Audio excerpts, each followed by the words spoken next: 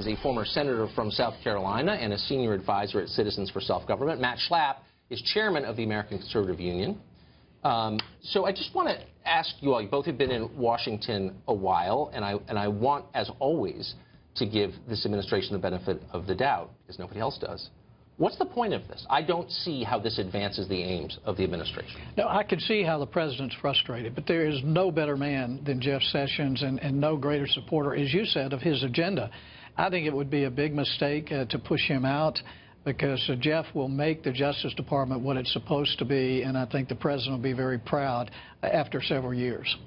It seems like, and I don't think I'm overstating this, that Jeff Sessions is one of the only people working around the president who really believes in what the president ran on. That's not a popular message here in Washington, the soft nationalism, soft populism of the campaign. People hate that here.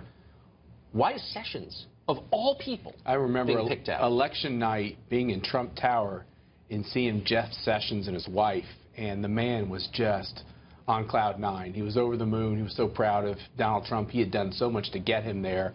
And it's really painful for those of us who respect the president and have known Jeff Sessions and respect Jeff Sessions to see this all happening. You know, Tucker, there's certain dominoes that fall. So if Sessions were to leave as AG, you have the deputy AG, really for all practical purposes, not just running the investigation, but everything at the Department of Justice.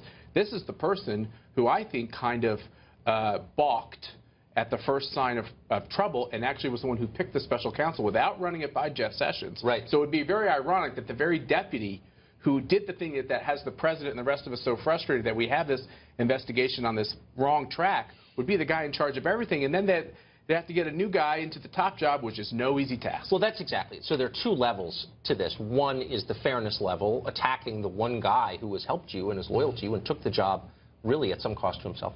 But the other is the practical level. So I get why the president's frustrated. I'm frustrated as a citizen watching this nonsense.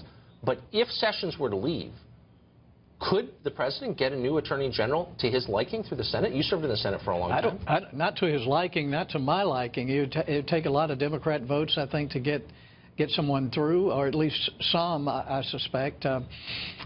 It would be, if nothing else, you would have several months of someone in charge at the Justice Department who is not friendly to Trump's values or ours.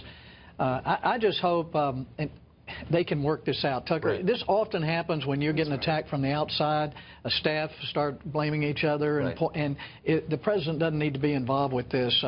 They need to hang in there together as a team, and they can get this thing done. And they may. I mean, by the way, Sessions is still there and apparently has no plans to leave unless asked to leave, unless fired. He and the president have not spoken as of airtime tonight. Do you think they will? Yeah, I do think they will. Look, it's between these two men to resolve this. Senator Sessions has a lot of his key former staff in key positions throughout the White House. There are a lot of people who are on in the Trump administration who kind of got their start with Jeff Sessions. So I'm hoping these two get it worked out. And really, the president, I actually understand why he's frustrated. I think it's a fair thing for him to say, I should have had a heads up that you were going to recuse yourself. I also think from I'm not a lawyer, but I read the guidance. It seemed like the right thing to do to recuse himself.